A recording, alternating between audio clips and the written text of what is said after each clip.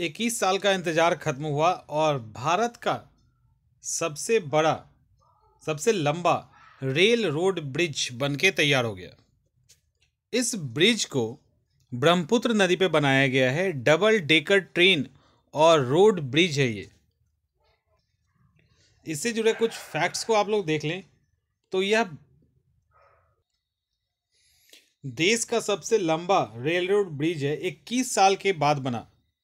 1997 में ही एच.डी. देवगौड़ा जो उस समय पीएम थे, उन्होंने इसकी आधारशिला रखी थी और ये सबसे स्लो तरीके से बनने वाले पुल में से एक है।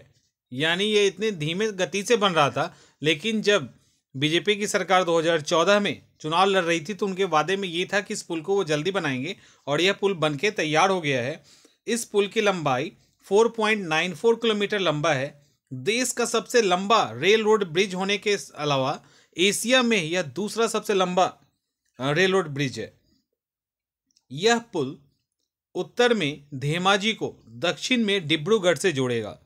इस पुल के बनने के पहले इन दोनों के बीच जो दूरी थी वो 500 किलोमीटर की थी और यह दूरी घटकर अब 100 किलोमीटर रह गई है। यानी पहले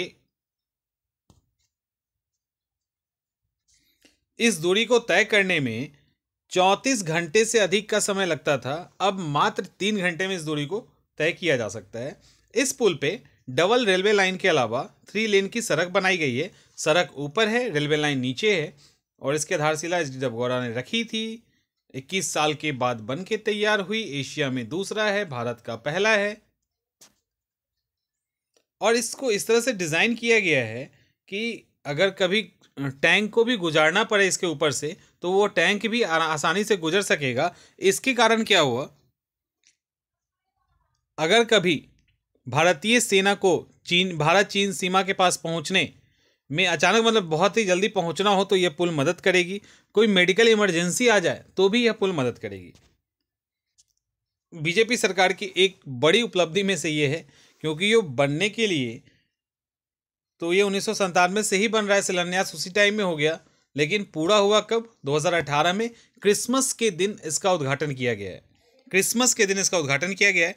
एक और जान लो कि सदैव अटल स्मारक, अटल जी का स्मारक का नाम रखा गया है सदैव अटल स्मारक, वाजपेयी जी के स्मारक। और ये जो बना है ये कमल के फूल के बीच में 9 ग्रेनाइट पत्थर डाल के इसको बनाया गया। उसके बीच में एक ग्रेनाइट का ही दिया रखा गया है जिसमें एलईडी लगाया गया है।